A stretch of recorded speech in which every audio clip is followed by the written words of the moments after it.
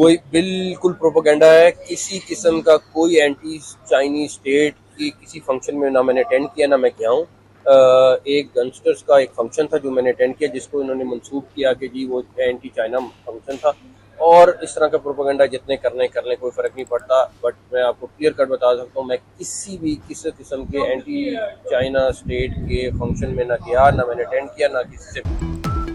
امریکہ میں کسی بھی چین مخالف تقریب میں شرکت نہیں کی. وزیر داخلہ محسن نقوی نے پروپیگنڈا سختی سے مسترد کر دیا. کہتے ہیں مخالفین کی جانب سے زہریلا پروپیگنڈا کیا گیا.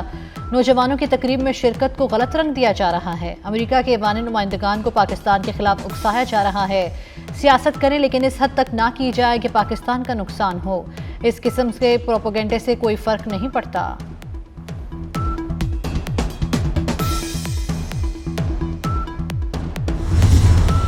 اس دفعہ کا جو میرا وزٹ تھا اس کا مین مقصد بھی یہی تھا کہ یہاں کے جو پولیٹیشین ان کے ساتھ مل کے ہم ایک دہشت گردی کے خلاف ہمیں پلان بنائیں کہ دہشت گردی جو ہم سفر کر رہے ہیں یہ خالی پاکستان کی لڑائی نہیں ہے، سب کی لڑائی ہے.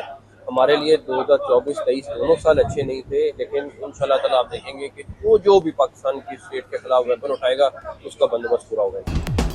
پاکستان کے خلاف ہتھیار اٹھانے والوں سے آہنی ہاتھوں سے نمٹا جائے گا. وفاقی وزیر داخلہ کا دو ٹوک پیغام. کہا دورہ امریکہ کا مقصد دہشت گردی کے خلاف مؤثر حکمت عملی ترتیب دینا ہے.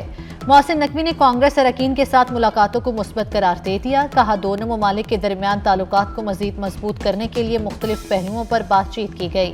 پاکستان کے مسائل کے حل کے لیے عالمی برادری کا تعاون ضروری ہے.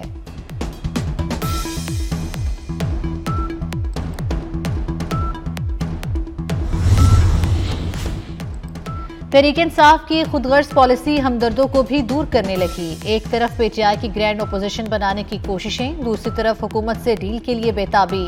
مولانا فضل الرحمان اور محمود خان اچکزئی نظر انداز کیے جانے پر ناراض.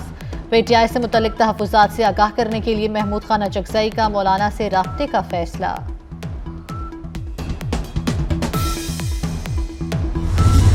یہ سب سے رسیدیں مانگتا تھا.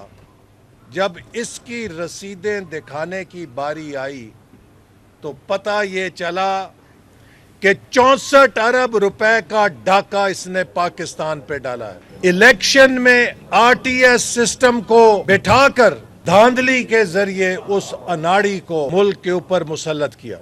میں پی ٹی آئی کے ہر بندے کو چیلنج کرتا ہوں کہ اپنے لیڈر کا کوئی ایک منصوبہ گنا دو یا دکھا دو کہ ہمارے مہاتما نے یہ ترقی کا منصوبہ پاکستان کے لیے بنایا. رسیدیں مانگنے والے اب رسیدیں دکھانے سے بھاگ رہے ہیں. احسن اقبال کہتے ہیں آر ٹی ایس بٹھا کر اناڑی کے حوالے حکومت کی گئی. بانی پی ٹی آئی نے ملک کے 64 ارب روپے پر ڈاکہ ڈالا. وفاقی وزیر نے پی ٹی آئی کو اپنے دور کے منصوبوں کی تفصیل بتانے کا چیلنج دے دیا.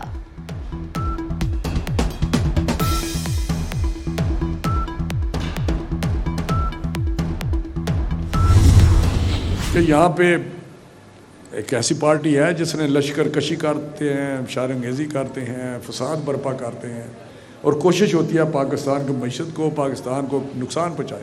تو ڈیفالٹ سے تو اس وقت ہم نے 16 مہینے میں بچایا، جس طرح پرائم منسٹر نے کوشش کی، رات دن باہر جاتے رہے کار کرا کے، اور وہ کیا درا پچھلی حکومت کا تھا.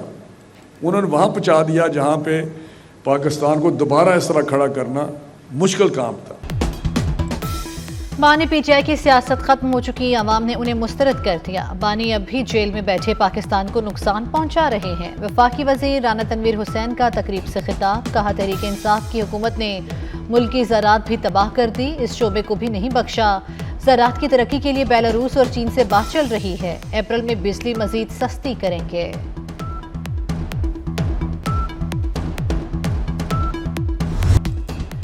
ایڈیشنل رجسٹرار توہین عدالت کیس کا فیصلہ کل سنایا جائے گا. ریگولر بینچز کے اختیارات سے متعلق مقدمہ مقرر نہ کرنے پر ایڈیشنل رجسٹرار کو شوکاز نوٹس جاری کیا گیا تھا. 2 رکنی بینچ نے ایڈیشنل رجسٹرار کے خلاف توہین عدالت کیس کا فیصلہ 23 جنوری کو محفوظ کیا تھا. شوکاز کے خلاف انٹرا کورٹ اپیل بھی لارجر بینچ میں کل سماعت کے لیے مقرر ہے.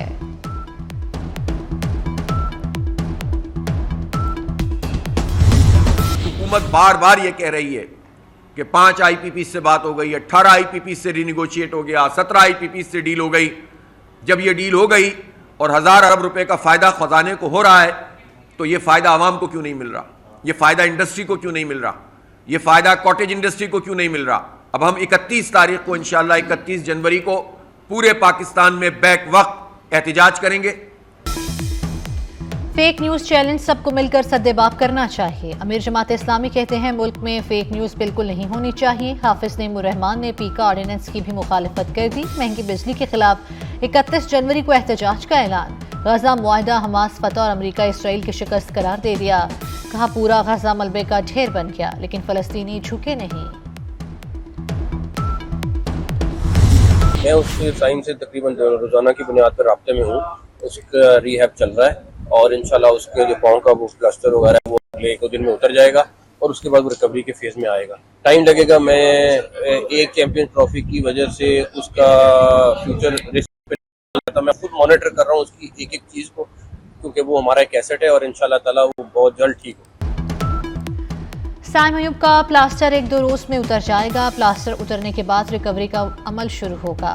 Chairman P C B Mohsin Naqvi کا کہنا ہے کہ سائم ایوب کی انجری پر وہ خود مسلسل نظر رکھے ہوئے ہیں. چیمپئنز ٹرافی کے لیے سائم ایوب کا کریئر داؤ پر نہیں لگانا چاہتے. بلوچستان کے 25 اضلاع میں ضمنی بلدیاتی انتخابات غیر حتمی اور غیر سرکاری نتائج آنے کا سلسلہ جاری. 50 جنرل وارڈز کے لیے 167 امیدواروں کے درمیان مقابلہ. کوئٹہ یوب لورالئی کلا سیف اللہ مستونگ اور پنجکور کی 4 جنرل نشستوں پر پولنگ. کوہلو کچی میں 3 شیرانی ہرنائی خستار سوراب اور لسبیلا میں 2 نشستوں پر ووٹنگ ہوئی.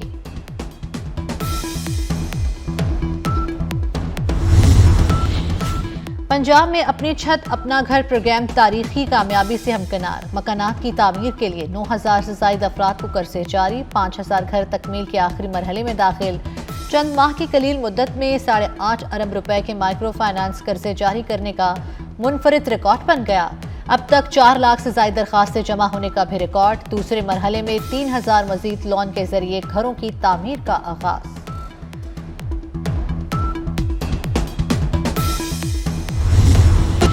پسدار دور کے ایک اور مالی بے ضابطگی سامنے آ گئی. ڈی جی خان کی میونسپل کارپوریشن کے اخراجات کا ریکارڈ نہ مل سکا. 17 کروڑ 90 لاکھ روپے کہاں خرچ ہوئے. 2018-19 کے دستاویز آڈٹ ڈپارٹمنٹ کو نہیں ملے. پنجاب اسمبلی کی پبلک اکاؤنٹس کمیٹیوں میں بزدار حکومت کے اخراجات کی چھانبین. صوبائی اسمبلی میں مالی سال 2019 سے 2022 تک کی آڈٹ رپورٹس جمع کرا دی گئیں. سندھ میں خشک سالی کا خدشہ. پی ڈی ایم اے کا الرٹ جاری. سندھ رواں سیزن میں 52% کم بارش ریکارڈ کی گئی. فروری مارچ تک موسم خشک رہنے اور خشک سالی بڑھنے کا امکان. نوشہرہ فیروز سکھر شہید بے نظیر آباد جامشوروں میں خشک سالی کا خدشہ. کراچی میں بھی ڈیمرز کو متبادل انتظام کی ہدایت.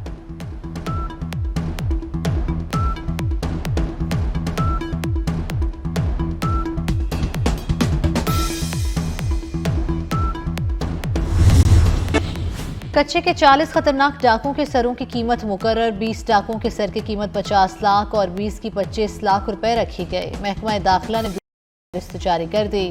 ڈاکوں کے بارے خفیہ اطلاع دینے کے لیے واٹس ایپ نمبر بھی جاری کر دیا گیا. نام صیغہ راست میں رکھا جائے گا. Army chief general Syed Asim Munir اور وزیر اعظم شہباز شریف کی کاوشیں رنگ لانے لگیں. پاکستان میں غیر ملکی براہ راست سرمایہ کاری بڑھ گئی.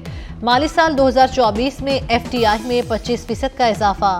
سال کا اختتام 2.5 بلین پر ہوا. اسٹاک مارکیٹ بھی تاریخ کی بلند ترین سطح پر آ گئی. نوجوان افسران کے لیے گاڑیاں خریدی جائیں گی. کسٹم کے عالمی دن پر chairman F B R Rashid Langrial کا خطاب. افسران کے لیے گاڑیوں کی خریداری پر اعتراض کو مسترد کر دیا. کہا سیلز ٹیکس کے لیے وزٹ ضروری ہوتا ہے. ٹیکس اہداف پورے کریں گے. جوتشی کا کام شروع نہیں کیا.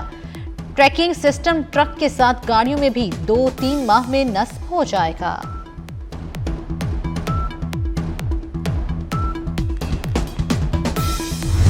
پاک بحریہ نویں امن مشق اور پہلے میزبانی کے لیے تیار. نویں بین الاقوامی امن مشق 7 سے 11 فروری تک ہوگی. پہلے انٹرنیشنل امن ڈائیلاگ میں دنیا بھر سے 120 وفود شرکت کریں گے. دنیا کی سینئر عسکری قیادت مشترکہ حکمت عملی پر غور کرے گی. پیرس میں پاکستان اور پاک فوج زندہ باد ریلی. ہزاروں کی تعداد میں خواتین بچوں نوجوانوں اور مختلف مکاتب فکر کے افراد کی شرکت. سول نافرمانی نامنظور. ترسیلات زر بڑھاؤ اور ملک بچاؤ کے فلک شگاف نعرے. اوورسیز پاکستانی ہمیشہ پاک فوج کے ساتھ کھڑے ہیں، پاک فوج ریڈ لائن ہے جس کو کسی صورت کراس نہیں کرنے دیں گے، شرکاء کا پیغام۔ غزہ میں ملبے کی صفائی تک فلسطینی اردن یا مصر چلے جائیں، امریکی صدر ٹرمپ کی کہا غزہ تباہ ہو چکا، لوگ مر رہے ہیں، رہنے کے لیے کوئی جگہ نہیں۔ حماس نے امریکی صدر کی تجویز مسترد کر دی۔ حماس رہنما باسم نعیم کا کہنا ہے کہ غزہ کی تعمیر نو کے آڑ میں کی جانے والی ایسی کوئی تجویز قبول نہیں۔ امریکی فوج کو اسرائیل کو 2000 پاؤنڈز وزنی بموں کی فراہمی کی ہدایت، اسرائیل نے بموں کے لیے رقم پہلے ہی ادا کی ہوئی تھی۔ امریکی صدر ڈونلڈ ٹرمپ کی وضاحت، جو بائیڈن نے اسرائیل کو ان بموں کی فراہمی روک دی تھی۔ بموں کے استعمال سے غزہ میں بڑے پیمانے پر شہری ہلاکتوں کا امکان بڑھ جانے کا امکان۔ بم موٹی کنکریٹ اور دھات کو چیرنے کی صلاحیت رکھتے ہیں۔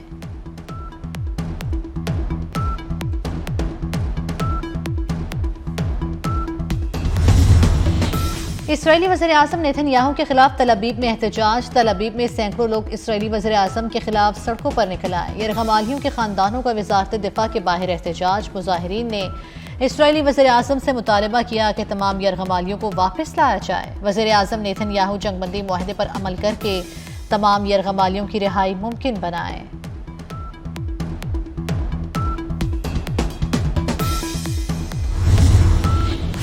ٹرمپ کے ایک حکم نے ہزاروں افغان شہریوں کی امریکہ منتقلی روک دی۔ غیر ملکی امداد روکنے سے متعلق حکم کے بعد 40,000 سے زیادہ افغان شہریوں کے لیے پروازیں معطل۔ نئی امریکی انتظامیہ نے طالبان رہنماؤں کے سروں کی قیمتیں مقرر کرنے کی دھمکی بھی دے دی۔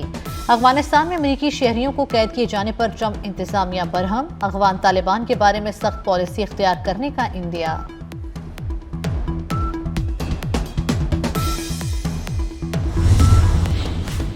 کیلیفورنیا کو وہاں کے بعد سیلاب کا خدشہ، مٹی کے تودے گرنے کا بھی امکان، مکانات کے کرایوں میں 20% اضافہ ہو گیا۔ لاس اینجلس اور ونچورا کاؤنٹیز میں لگی آگ بجھا دی گئی۔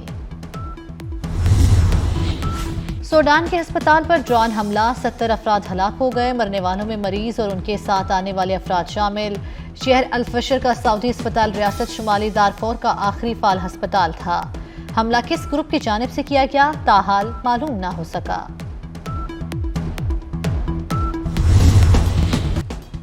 کراچی کے فریئر ہال میں قدیم اور انوکھی گاڑیوں کی نمائش، 1 صدی پرانی چمچماتی گاڑی نے میلہ لوٹ لیا۔ 100 سے زائد ونٹیج گاڑیوں کے ساتھ شرکاء نے خوب تصاویر بنوائیں۔ کراچی سچل گوٹھ میں سالانہ sports festival, mayor Karachi Murtaza Wahab کا اسکول بچوں کے ساتھ مل کر رقص، بچوں کے ساتھ ڈانس کی ویڈیو وائرل، سوشل میڈیا پر دھوم مچا دی۔